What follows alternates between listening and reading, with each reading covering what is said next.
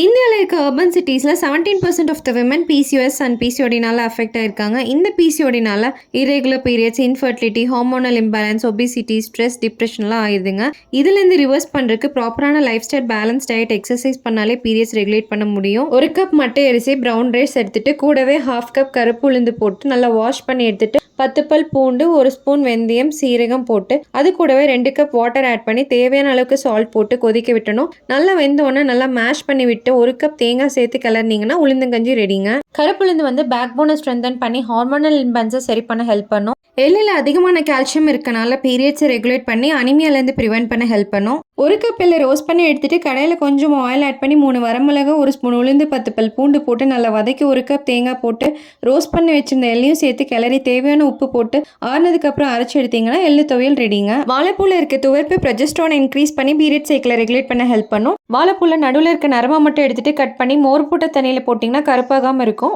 கடாயில் கொஞ்சமாக oil add பண்ணிட்டு கடுகு, சீரகம், 2 பச்சை மிளகா, ஒரு பெரிய வெங்காயம் போட்டு நல்லா வதக்கி விட்டுட்டு வடகட்டி வச்சிருக்க வாழைப்பூவையும் சேர்த்து தேவையான அளவுக்கு சால்ட் போட்டு கூடவே 1 கைப்பொடி முருங்கைக்கீரையும் போட்டு நல்லா கிளறி விட்டுருங்க. அது கூடவே 1 கப் வேக வச்சிருந்த தோரம்பருப்பு சேர்த்து 1 கப் தேங்காயும் போட்டு கிளறி விட்டா வாழைப்பூ முருங்கைக்கீரை பொரியல் ரெடிங்க. டியூரிங் பீரியட் செல் எடுத்துக்கிறது பீரியட்ஸை ரெகுலேட் பண்ண ஹெல்ப் பண்ணும். பீரியட்ஸ் முடிச்சுட்டு 4th-லேருந்து 15th டே எக் க்ரோத் பீரியட்.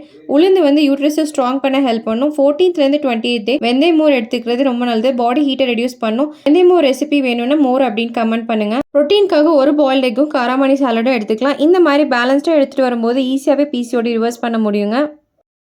இந்த வீடியோ யூஸ்ஃபுல்லாக இருந்துச்சுன்னா ஃப்ரெண்ட்ஸ் அண்ட் ஃபேமிலி ஷேர் பண்ணிட்டு ஃபாலோ பண்ண மறந்துடாதீங்க.